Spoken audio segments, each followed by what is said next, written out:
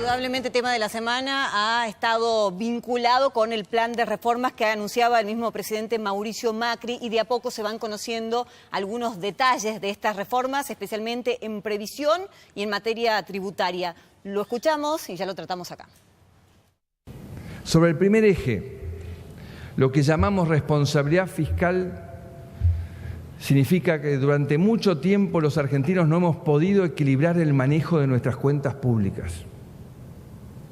Esto no puede seguir así. No podemos seguir gastando más de lo que nos ingresa. Tenemos que comprometernos al equilibrio fiscal en todos los niveles de gobierno. Acordar un camino entre la nación y las provincias.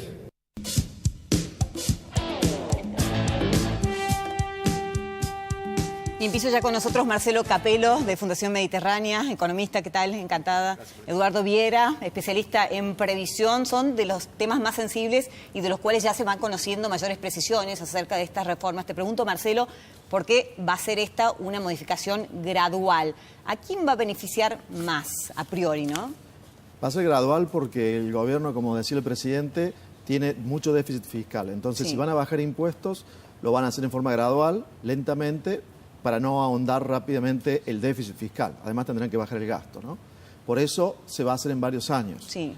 ¿A quién beneficia? Bueno, se busca beneficiar todo aquello que hace al empleo, la inversión, la competitividad, porque en eso estábamos con algunos problemas. La economía se está recuperando, pero hay graves problemas de competitividad, por ejemplo.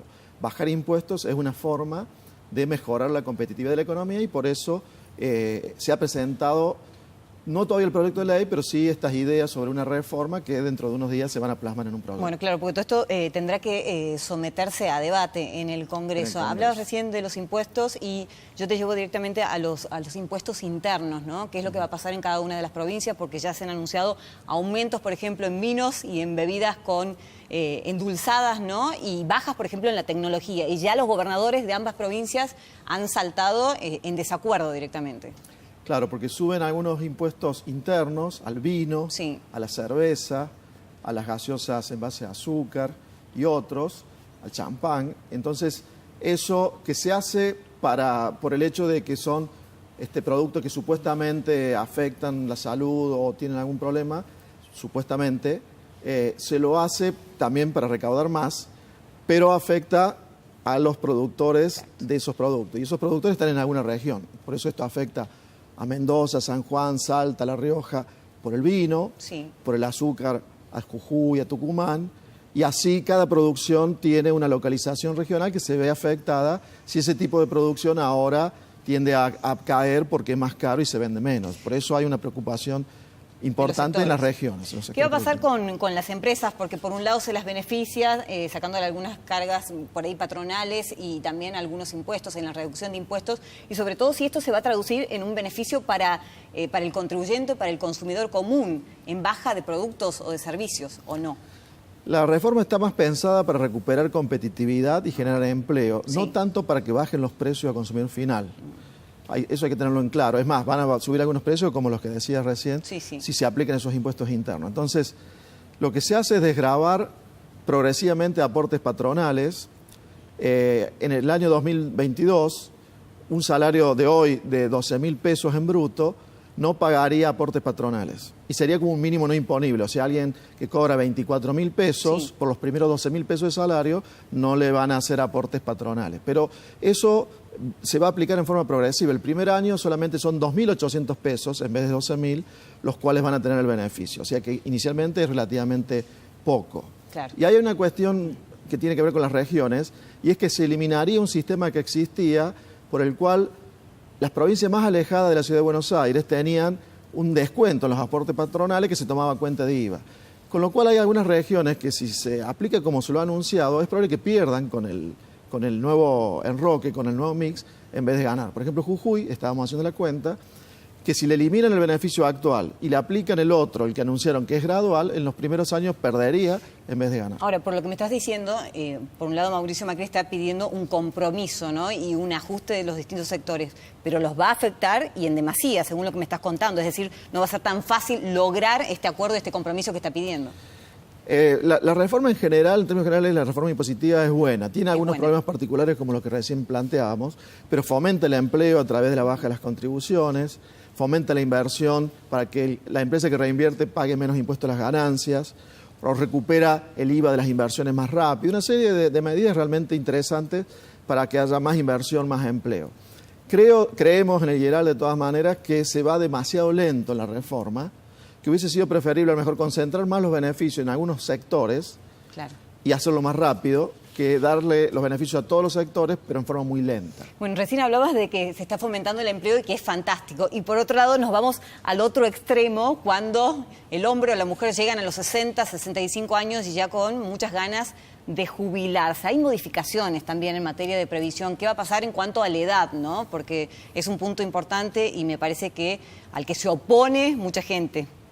Bueno, esto todavía está en una comisión que se llama Comisión de Estudio de la Sustentabilidad del Sistema Previsional Argentino, que es la que tiene un plazo de 3 años de la creación de la ley de reparación histórica para emitir su dictamen, ¿no es cierto? O sea que no es algo que vaya a ser inmediato, pero eso del aumento de la edad hay que ver si se va a hacer de esa forma, porque Argentina tiene una característica muy distinta al resto de los países del mundo. ¿Hay mayor flexibilidad?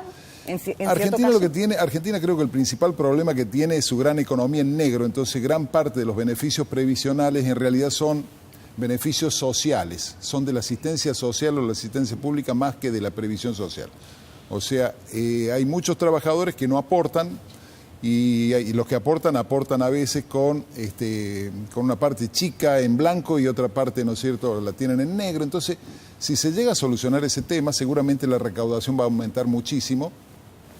Y bueno, de esa forma a lo mejor podemos tener un sistema previsional que cubra mejor a los trabajadores. Ahora, respecto de la edad, ese tema todavía está por verse. Lo que se va a cambiar ahora en lo inmediato, antes de fin de año, parece que va a ser la movilidad. Bueno, y en ese caso, ¿cómo sería, no? Porque actualmente se hace cada 6 meses esta actualización. ¿Y en este caso? Bueno, pero esto tiene un objetivo también, ¿no es cierto? Se haría en forma trimestral y se haría por el índice de costo de vida. El tema es que, bueno, durante el año 2014 y 2016 el índice fue mucho más bajo de lo que realmente debería haber sido, como consecuencia de una disminución en la recaudación previsional. Entonces ahora que se empezaron a acomodar un poquito las cargas, que tenemos un poquito más de trabajo, sobre todo por el tema de la construcción, la obra pública y todo eso, este era el periodo en que se iba a aumentar un poquito más ese índice de movilidad.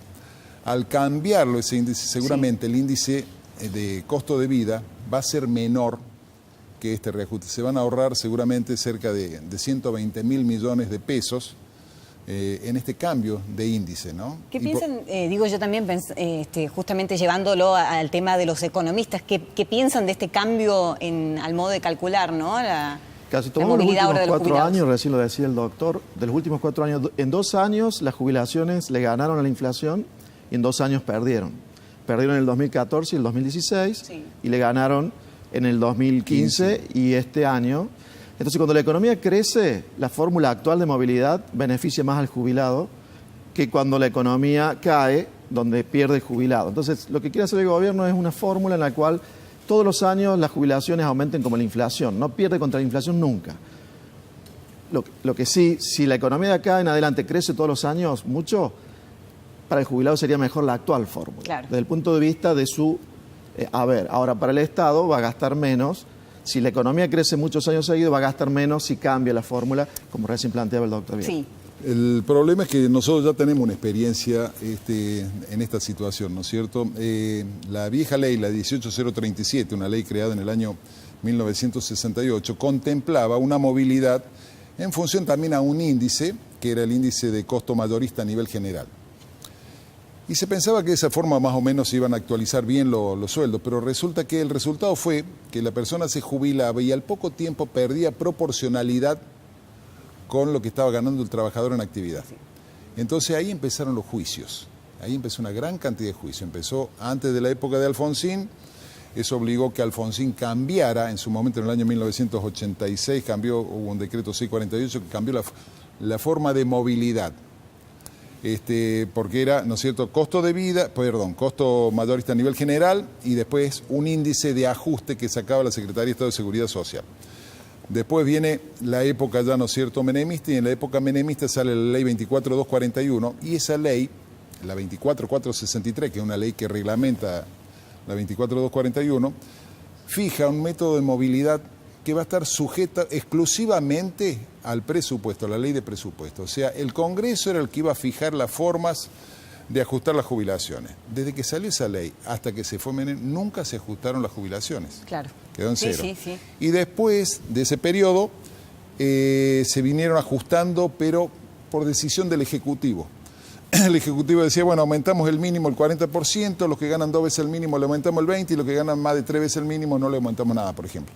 Era una cosa así que no pasaba ni siquiera por el Congreso, hasta que sale el fallo Badaro en el año 2006 y ese es el que conmina al Ejecutivo y al Legislativo a que fijen un método de movilidad y ahí sale esta ley 26417. Bueno, evidentemente el gobierno se tiene fe en cuanto a que la economía va a crecer y es por eso que hace este cambio en el modo de medir, ¿no? Imagino. Claro que siempre termina siendo perjudicado, en la mayoría de las veces, el jubilado, lamentablemente. Ya, lo último, y en concreto, ¿qué va a pasar con las jubilaciones de privilegios? Todo el mundo espantado con lo que están cobrando los magistrados y con los regímenes especiales también. Sí, el problema es que se tome todo como privilegio.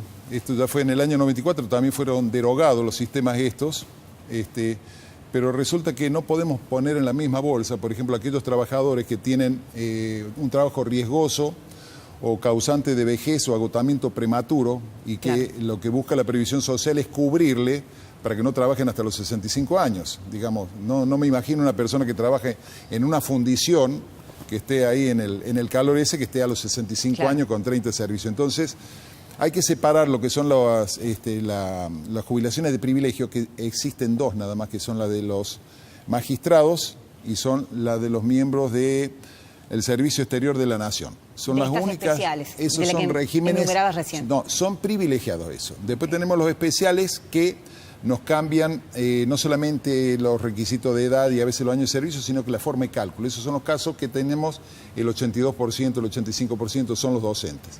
Y después otros, que son las tareas muy riesgosas, ¿no es cierto? Por ejemplo, los mineros, que se jubilan con el mismo régimen, digamos, en la misma forma de cálculo, pero con menor edad y con menor cantidad de años de servicio. Bueno, a ambos les agradezco y seguramente los vamos a estar llamando porque hay mucho por debatir en adelante en nuestro querido país aquí en la Argentina. Gracias a los dos. Gracias. Y tenemos que hablar de lo que ha sucedido en el mundo, el ataque terrorista lamentable en Nueva York, donde pierden la vida 8 personas y nos toca muy de cerca a los argentinos porque 5 de ellos eran rosarinos.